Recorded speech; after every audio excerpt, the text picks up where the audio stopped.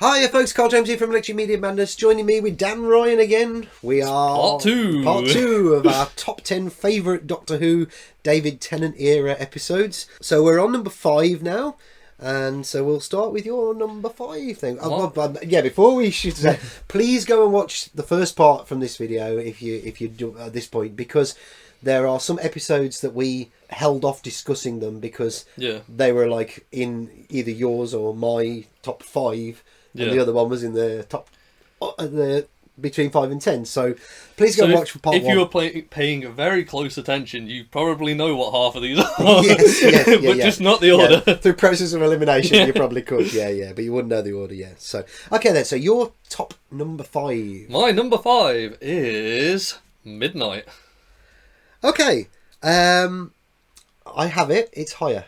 Okay. So. Do you want to do your number 5? Yeah, then? I mean, we might have the same problem now where we're having to start. So my number 5 is Blink. My number 4 is Blink. Okay, all right then. So that works. Yeah, that works. We'll jump to your number 4 then, and we'll talk about Blink. Yeah. So okay. yeah, it's Blink. It's Blink. What more can you say? I mean, it's a fantastic episode. They introduce the Weeping Angels, which were never in it before, and they are basically immediately the most intimidating villain in Doctor Who. Yeah. Stephen Moffat said, funnily enough, when he was doing that session at his university, when he was getting that award and all that, and I think he was jokingly saying it, but he said it other places as well, that he seems to recall something in his life where somebody actually told him that story about statues that were like alive, and I know he's told other versions of the story as well, but could you imagine? I know people go, oh, he's going into woo-woo territory, but could you imagine if that was a real-world thing? And I have heard stories like that in mythology over the years about the Gorgons, statues that come alive and all this kind of thing. That would be literally the most terrifying nightmare thing for real. Yeah, blink and you miss it kind of thing. That idea is so clever. It isn't the only thing that's clever, because the actual story is clever as well. But the concept alone, that creature, fantastic idea, isn't it? It is, but the setup for it and the way it's told is so good, because it's like you don't see the Doctor even encounter them for the first time or anything. Them pair of Martha and Doctor, barely in the episode, are they? They've already basically been beat by the Angel. They've already been touched and transported back in time. It's about Sally and Sally Sparrow, and she's I can never remember her name, but she's gone on to become a very famous actor. Probably can't even remember being in Doctor Who now, probably, because she's done so many things. But she's great. She's brilliant in it. Yeah, I like the guy who runs the video shop as well. Yeah. That's he's her best friend's brother. Yeah, is that right? Yeah, it is. I'm blanking on the names of the actresses and the actors and that. So yeah, you'll have to forgive me for that one, but. And some of the character names as well, but that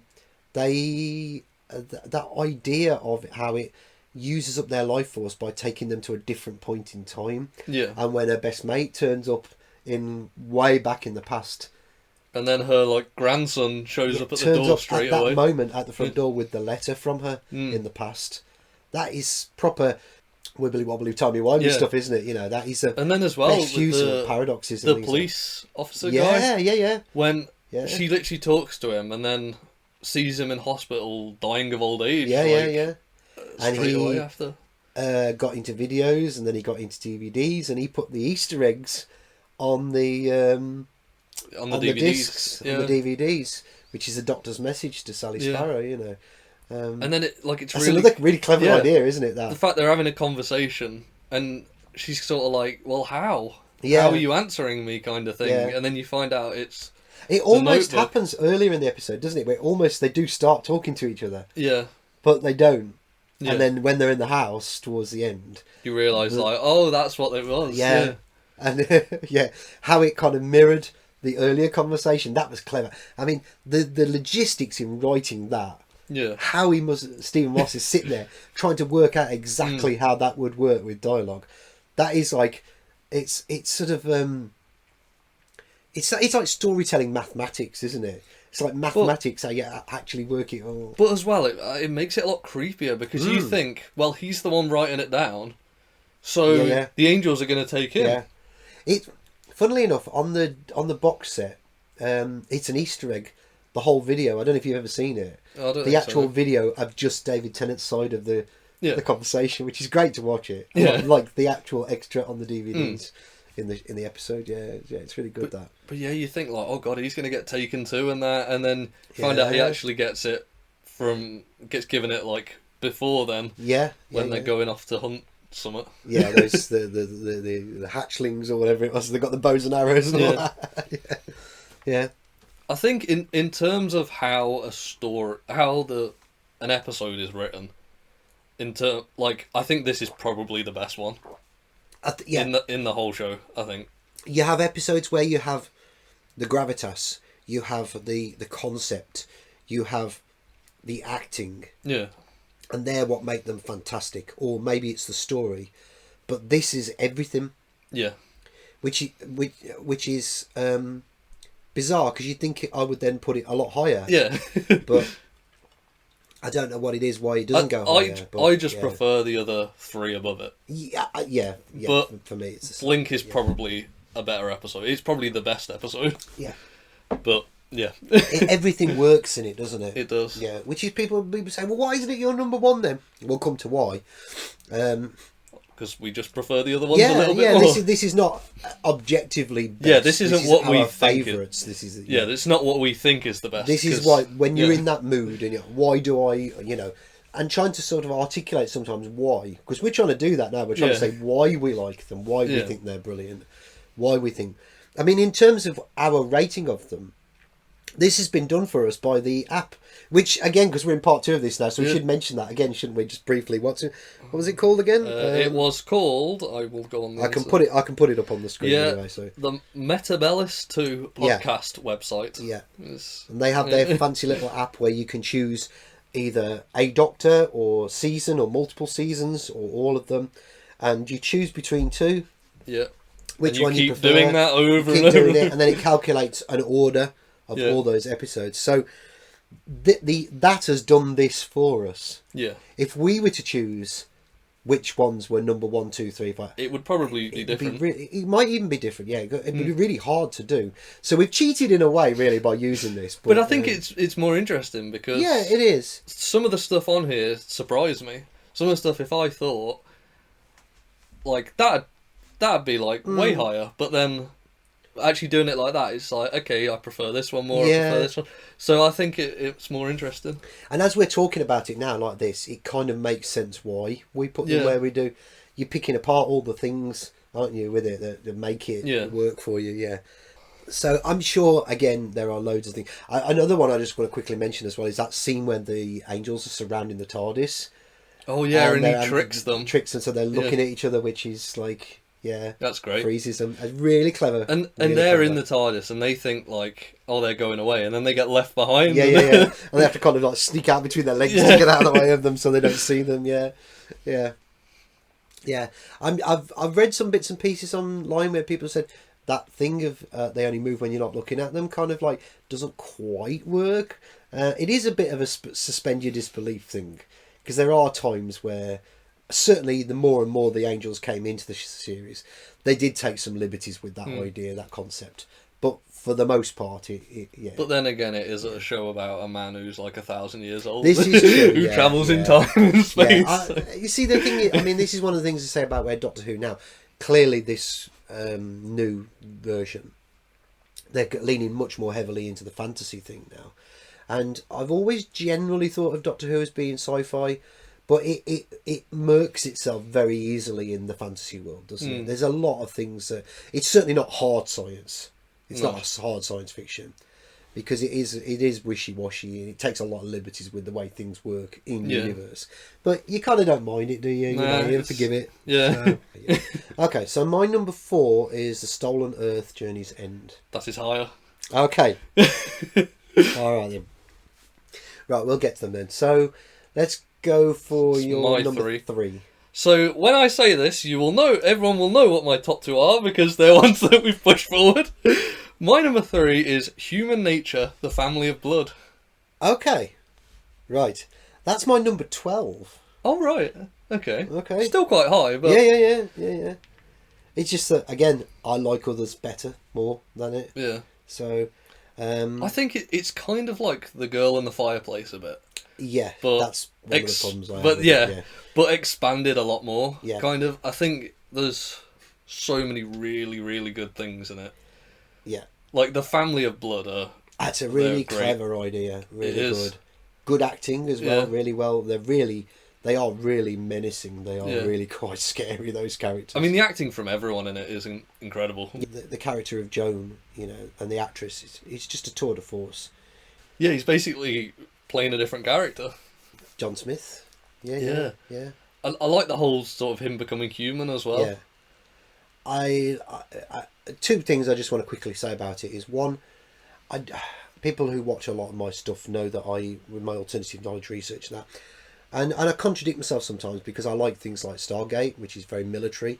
I'm not a big fan of the way wars are put across, and particularly I know it was true of the time where they said, well, you've got to do your bit and you've got to fight and all that. It doesn't push enough of the idea of, this is about killing people. Yeah. Whether it's to protect your country or not, it's still about killing people, and that does not make it right. And I know it was a different time. I think it doesn't quite put enough of that message across. And the Doctor being... because he is militaristic, but he's also a pacifist. Yeah. But he's not the Doctor in this episode. Therefore, you don't have the Doctor saying the pacifist lines, because he's John Smith, because he's not the Doctor now. So that absence of that in the episode, I think, suffers for it a little bit. Yeah. And the other thing is, again, a love story. But I let them off with this one, which is why this is higher than The Gun in the High Place, because he doesn't remember that he's the Doctor, pretty much. I know he remembers bits, but he is John Smith. Yeah. And I like the fact that at the end, it becomes it turns it around the other way when he's a Doctor again. Yeah. Because, I mean, he does say to her, come with me. Yeah, he tries to get her she's to like, come. yeah, but what, I'm like your... what am I going to be to you then? I'm certainly not going to be it's your like you're concubine or your kept woman or just your mate. It's yeah. And I'm glad they put that in at the end. Yeah. But thankfully, it doesn't impact because it's a beautiful story. It really is. It's really heartfelt. So yeah, those are the only things I wanted to say about it. So let's get through what you want to say about it. I mean, having like the scarecrows as the foot soldiers and that, they're quite intimidating as well. Yeah.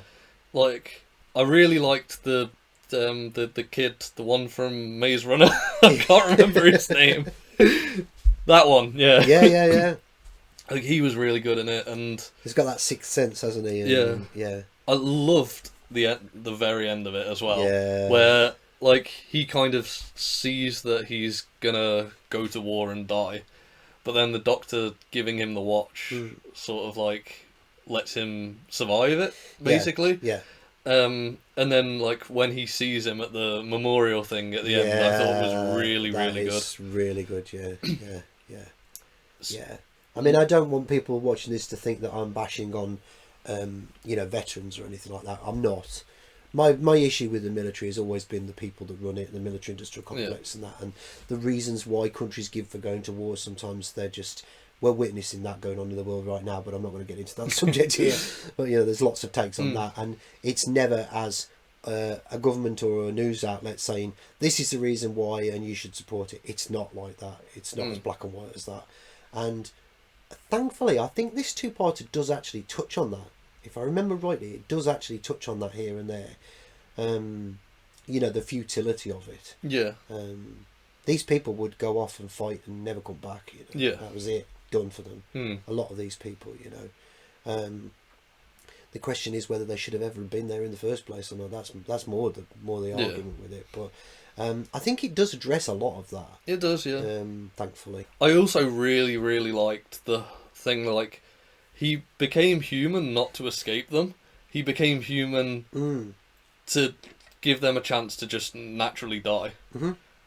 And like the horrors they go through. Yeah. Once he becomes the Doctor again. Yeah. Like locking the one in the mirror and. Yeah. Well, I can't remember what he does to the rest of them. Well, I think Didn't he get retconned in some books later on? That I'm not sure. Jodie's doctor let one of them out or something like All right. that.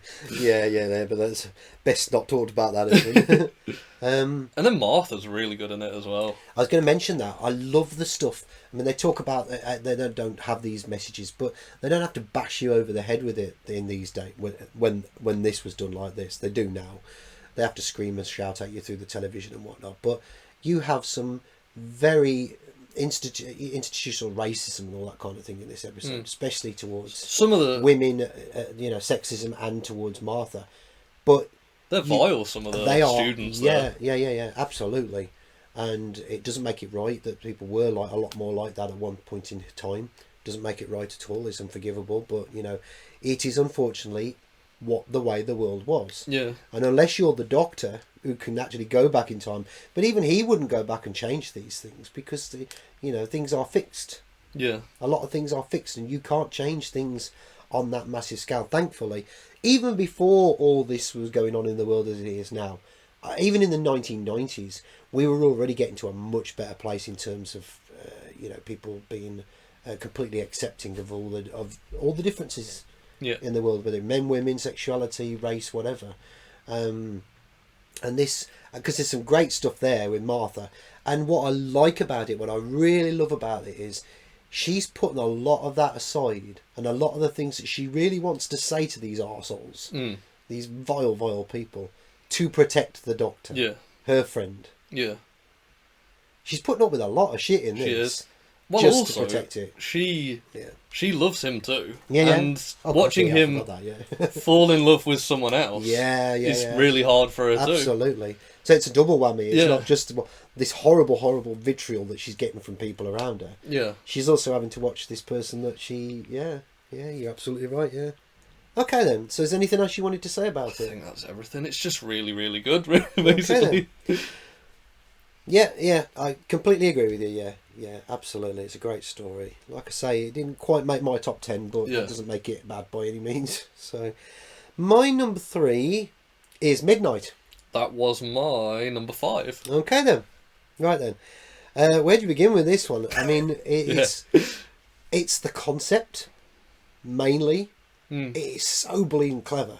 It is. It's very a clever. bottle episode. It's cheaply made. I mean, this shows you exactly how to make something. You don't need fancy special effects. You don't need big, massive CGI backdrops and everything. On a bus, you can see a bit of the cheap landscape CGI'd, the crystal landscape, the planet. But my God, I mean, this is menacing. Yeah. This is the Doctor being possessed by this creature. David Tennant's acting is fantastic in it. It is. The passengers, how they different. This shows you what human nature is like. And again, I'm not going to get into too much, but this is what you see nowadays, especially on social media. Yeah. As soon as you throw fear in there and you frighten people, some people come together. Of bad things. Some people will turn on you like a dog. They will. And you see the best and the worst of people in this episode, don't you? Yeah, I mean, they're like ready to throw him out instantly. Absolutely, yeah, absolutely. But then you see the best of it as well, because somebody actually does sacrifice their life at the end. Yeah, the stewardess sacrifices herself to get rid of the creature, and I think it's clever that you never actually find out what the creature wants or anything. You don't find out anything about it. You don't know what species it is, what name it is, what it wants, what it looks like, what it's even really doing. Yeah. Even what it's doing is left to interpretation. You assume that it's like ahead of them slightly. Yeah. No, it's mimicking them. And then it's matching them. Matching them. And then it's took control of them. Yeah, and it's saying things before they even... Yeah. It's such a brilliant idea. It's just a great character piece for all of the characters in it, really. And you see the utter terror of the Doctor. This is something that he can't control this at all. Yeah. He's completely at this creature's mercy. And any hope he's got of being saved is at the hands of these utter panicked passengers that are just reacting like, Yeah. I mean, that shows that the goodness of humanity sometimes, that somebody did actually manage to do the right thing and save them all. Because what would have happened Again, we don't know. Would it have gone on? What does it even do? Would it have gone on to the others, or can it split itself and then possess them all? And then would it gone back to that hotel? What would it? Yeah. And questions. It's all questions, isn't it? And like a really great bit is like when they're on the way back, and the Doctor's like, "What was her name?" Yeah. And no one even knows her name. And like she sacrificed herself so they could live or whatever, and no one even knew her name. Yeah. There's a great cast. There is. Lot of them. Yeah. I don't really know what else to say. It's a brilliant story. Yeah. Absent Donna Noble, but that was because she was filming another episode, which we'll talk about, I'm sure, in a minute. I really don't know what else to say about it. It's just brilliant. Go and watch it, please, people. Go and watch it if you have not ever seen it. It's a really good introductory episode for Doctor Who for people as well. It doesn't have any hang-ups of any other story arcs in it. I know you see Rose briefly on one of the monitors, doesn't it? Which is the overarching story of season 4. Yeah. But other than that, it's completely self-contained. And if you want to get somebody to really get into Doctor Who, it's like Blink. There's another one that's the same. Yeah, there's shove this on, shove Blink on, Yeah. and you don't need to know anything other than the fact that he's an ancient Time Lord. Number 2. You're number 2. Ooh. The Stolen Earth, Journey's End. Ah, right, okay. Which you had a bit lower. Yeah, it was my number 4. Yeah. Okay. I mean, it's like Avengers Infinity War of Doctor Who. It is. Basically. Yeah. I mean, the first part is so good. Second part's not quite as good, I think, but the first part is really good. It's like, literally, Earth has gone. Yeah. And like half the episode, they're just trying to like figure out where it's gone. Then like the world's going to shit, everyone's like looting and stuff. Yeah. And then like Rose shows up, but that's the whammy, isn't it? Yeah. But it also ties in like all the other shows, so like Sarah Jane Adventures, Torchwood and that. Yeah. They bring K9 back, obviously he was in School Reunion. Yeah. But they did, like, it's so good at combining everything, because it's not just like, oh yeah, we'll chuck these in as like a cameo. It's like this massive thing has happened that's affecting everyone on Earth. Yeah. And kind of everyone's working together to fix it. And we'll figure out what's going on. Yeah, and then they bring everybody back in there. What's Harriet? Yeah, Harriet Jones. Harriet Jones, Harriet Jones, Prime Minister. We know who you are. I love yes, that. Yes, we know. Is it the Subwave Network? Yeah. The Mr. Copper Foundation, who was Mr. Copper from The Voyage of the Damned, and Gwen from Torchwood. You got Captain Jack, obviously. You got you got Martha. You got Mickey. You've got there's like Sarah Jane, Mr. Smith. You got Rose's mom. I wonder sometimes, is it because it's just a greatest hits that people like it so much? You got Davros as well. Daleks back, and that is it maybe that. You got the Jadoonas, the foot soldiers of the Shadow Proclamation, and so it is a greatest hits of all the best things of that. Also got like Dalek Sec as well, who's crazy and actually wants to destroy the Daleks. Yeah. So it's called back to all the best stuff. Yeah. Building up over right from beginning 2005 when it came back, and I think it was because he knew it was coming to an end, Rusty Davis, and there was only going to be the specials after that, wasn't there? So he obviously held off the master stuff.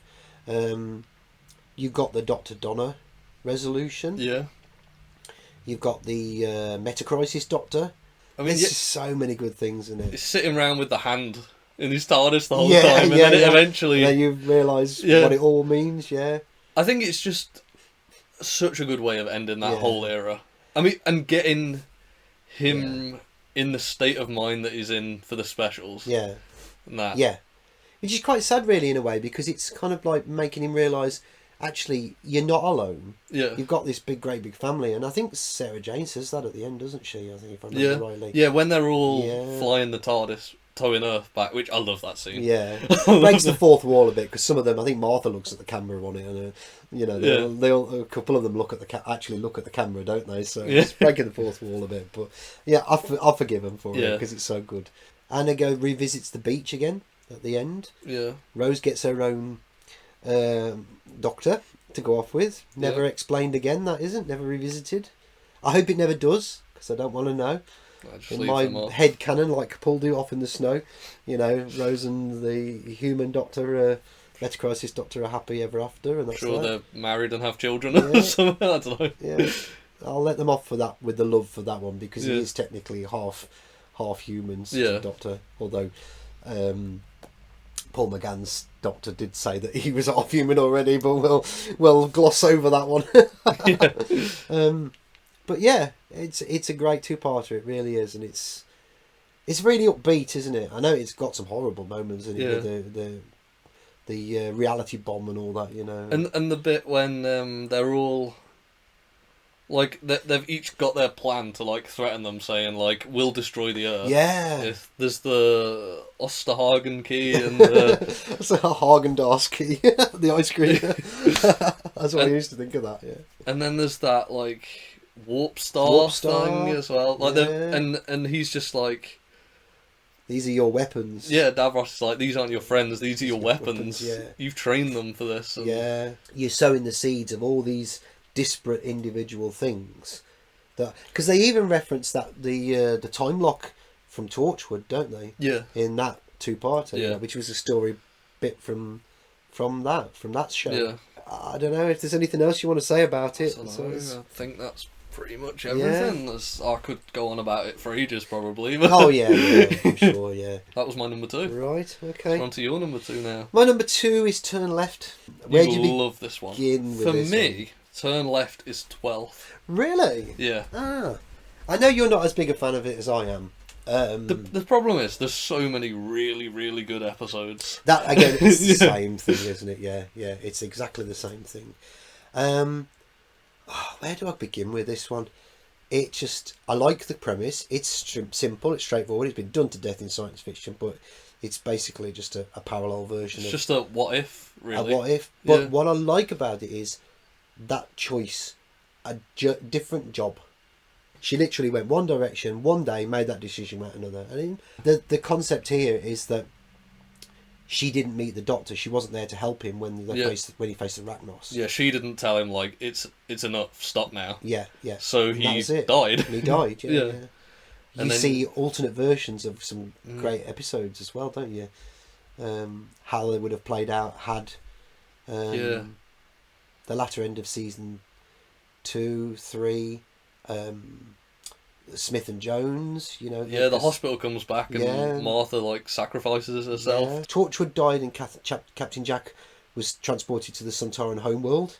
In that two-parter with the Atmos thing, because the Doctor again wasn't there for that. The Titanic hit London. And destroyed all of London. And nuked the south of England because the Doctor wasn't on it. And then you get some really heartbreaking stuff. You get Donna's mom, just like, I'm ashamed of you. You didn't amount to anything. If you'd have tried a bit harder, we probably wouldn't have been in this.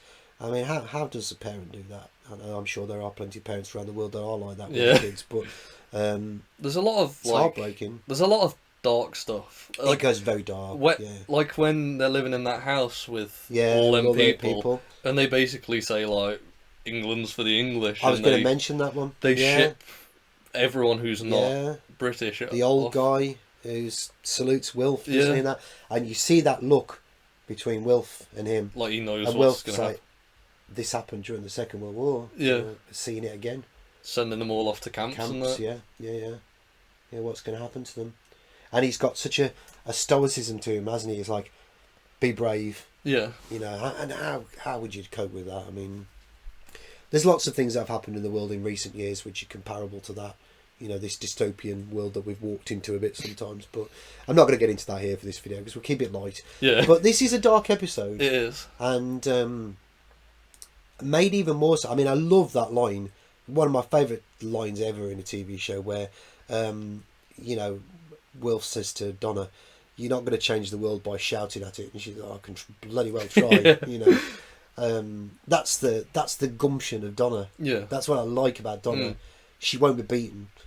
You know, she will not be stopped. Yeah. You know, she's like a force to be reckoned with, isn't she? She's like a force of nature. Even without the Doctor, she's still, you know, she is the Dr. Donna. You know, even though without the Doctor at that point. And then the start, and Rose is in it again. You know, what's all that about? You know, what it's like. We know now, but in that episode, you don't know what this is all about. Yeah, you have no clue. Why she keeps appearing and that dimension canon thing. And then the stars start going out. So I could go on for ages about it. But I mean, like the ending as well. That she basically kills herself. Yeah. To set things right. Set things right for an alternative version of herself. Yeah, and to bring the Doctor back as well. And and that ending where they're in the because it's the trickster's creature, isn't it? That little creature, the on the back. You got something on your back. You know, that's a good idea as well. Good concept. It's one of the trickster's brigades. The trickster was in Sarah Jane Adventures, wasn't it? Yeah. And they go out of the market into the marketplace, and all the signs are bad wolf, bad wolf, bad wolf, bad wolf, which is a call back to the end of season 1. Yeah. Nothing but good to say about it. It's fantastic. I love the apocalyptic nightmare when they moved up north, and they're all sharing as that scene when they're singing. They're all sitting in their living room singing "I see a little silhouette." It's because there's nothing but good I can say about it. There's one tiny little thing. I think Catherine Tate's acting is slightly off towards the end. It's not quite as it should be. It feels like a better actor would have done a better job of it. It feels a bit forced and a bit hammy. Yeah. But I forgive it because the rest of it's so great. Yeah. Know, so. And let's face it is a Saturday evening tea time programme which, you know. Yeah. Predominantly they're aimed at children, although a lot of adults love it as well, obviously. Yeah. But, you know, so... But then again, it's weird because it's so dark for that time of the evening. Again, it's like some of the others we've talked about. And probably one more that we'll talk about as well. Yeah. So our number 2s are done then, aren't they? Right, let's... I think I've figured out what your number 1 is. Okay then, so let's go for... Because we started with you at the beginning, so let's go with your number 1 then. My number 1 is Silence in the Library and Forest of the Dead. Right, okay. That's... I got a bit confused there for a minute. It's my number 8. So... I was actually surprised that this was my number 1. Yeah. But I think it's perfect. I think... It's like introducing one of my favourite characters in Doctor Who, River Song. Yeah. They've got like a really different setting. Like, it's just in a library. And which is controlled by a little girl who's a computer. Yeah. And there's such a mystery of like, where did everyone go? And they all got saved by a little girl. The Vashta Narada and again, it's a bit like the Weeping Angels. It's not quite as good as concept, but it still works. But the fact, like, they're just sort of talking and they're like, why do you have 3 shadows or kind of thing? And the whole who is River Song? Yes. Because she's got a sonic screwdriver. She's got this book that looks like the TARDIS and that, and I mean she's a Marmite character for some people. Some people can't stand River Song. I think she's a great character. I love River Song. No problem with her at all whatsoever. And it's a brilliant introduction, and you don't quite realise it, although it is said in the episode, but you don't quite realise the gravity of it. This is actually for her the last time she will meet him. I mean, on rewatch, I think the episode's a lot better because after watching her later episodes, she's talked in the silence episodes at the start of season 2. Yeah, she's saying like the Doctor dying isn't the worst day for me. It's the day when he doesn't know who I am. Yeah. And this is that day. Yeah. I mean, technically, she does see him afterwards because in the name of the Doctor, she sees that's like the after death version of it, isn't it? So it doesn't quite work. In that respect, you think that you assume that is very much the last time she's going to see him. Yeah. But it's certainly the last time that she, like you say, getting to that point where it's the last time that he doesn't even know her. Basically, that's means that it's the foreshadowing of, and she literally just has to whisper something in his ear, and That's which is just his name. Yeah. He's literally then like, I fully trust you 100% after that. Yeah. Then there's loads of really good Donna stuff in this one, because she's in the computer. Yeah. Because she tries to teleport to the TARDIS, and Cal, the computer, like, pulls her in, and then she kind of lives a full life there. One of the reasons why I've got it at number 8 is because I like that part of the story, but I don't think it's quite as good as the stuff in the library. Yeah. It goes on a little bit too long for me. And one of the things, it's such a petty, trivial thing, but you know when you watch something and something really, really annoys you? Yeah. Right? I have that problem with the second part of this story, which is Donna Noble is not here. Donna Noble and, hey, turn out the light. Hey, who turned out the light? It seems like it's going on for about 10 minutes at the beginning of the episode. And it's like fingers down a chalkboard for me. It's too many times they do it. Hey, who turned out the lights? Donna Noble has left. Donna Noble. And it just he keeps going out and they're like, shut up! Yeah. You know? So that's my two main Yeah. things. But I haven't got anything else bad to say. I mean, the ending's pretty... Like, it's a happy ending for everyone, because everyone's been saved. But, like, it's kind of tragic, because, like, Riversong dies. Mm-hmm. But I guess she is saved in the computer. But then, like, Donna tries to look for this person who she's fell in love with in the computer, and can't find him, they give up. And then he's there, but because of his stammer, he can't call out in time. Yeah. And that's just tragic, really. It is. Yeah. There's a weird synchronicity here with this story as well, because the actress that played the one who they don't like her very much because she's a bit dim. The actress, I think Tatiana or something. She's in the Westworld. She played one of the pleasure bot things in Westworld. Yeah, in the first season. I think. She was with Elon Musk for a while. And Elon Musk's all about AI and computer technology and all that. I think she was his girlfriend or something. I suppose that the library is kind of a much larger meta version of the internet, isn't it? I suppose in a way, yeah. Instead of storing information, they're actually storing people, you know. As well. Yeah. It's a great two-parter, it really is. I love the bit when he's like, the Doctor's talking to it, and he's kind of like, just let me get everyone out. And they're like, no. And then he says who he is. Yeah, and look in the books about me. Look in the books. And they're like, you have one day. Yeah. I just love the mystery of it all. Yeah. I think it's a great mystery. Yeah. You tend to find that a lot with those early Stephen Moffat ones. Blink is a mystery. The Girl in the Fireplace, to some degree, is a mystery. Yeah. The Dr. Dances, that's a mystery. Yeah. Effectively. So he tended to structure his stories a lot around that, didn't he? Yeah. In those days. Yeah. But it surprised me that this was my top one, but... Yeah, my number one surprised me as well. Where did this one come for you? Wasn't it like... Number 8. Number 8, yeah. My number 1 is The Waters of Mars. See, I was right. I thought it was that was 7th for me. Your 7th? Yeah. Right, okay. Uniformly, the entire cast is brilliant in it. They are, yeah. I think probably outside of episodes like Heaven Sent with Capaldi, this is the Doctor at his very, very best. The way he's portrayed. Yeah. Because he doesn't give a damn. He's got nothing left to lose. I mean, like, oh my God, I can do what I like. Yeah. Because like a lot of the episode, he's like, oh, I need to leave. This is a fixed point. This has to happen. Yeah. And then he's just like, who cares? I'm a god. Yeah. I'll stay. And I mean, he tries really hard to avoid changing anything. And then at the end, he just goes, sod it, I'll do it. I'll change. I am the only Time Lord. Yeah. I make the rules, kind of thing. But he pays for it big time. And that's she kills herself. Yeah. That's the tragedy of the end of that episode. And it's like, what have I done? It just grounds him completely, brings him back to what the nature of what the Doctor is really all about. Yeah. What have I done? And sets him up really well for the end of time. Sets him up for the end of time. Yeah. Because he's like swanning it a bit, isn't he, in the next Doctor and Planet of the Dead? And then it's kind of like just murky territory that he's getting into. Yeah. I love the Bowie bass, the setup, the look of it. I know that gadget thing, you know. I know people go, oh God, you know. But the big thing here is the flood, the water monsters. I mean, that possesses them. the monster is literally water. Yeah, water waits. Yeah. Water is patient. Mm. You know, so many lines I'm remembering here. I haven't watched it for ages, but I remember it. That's how much of an impact it had on me when I saw it.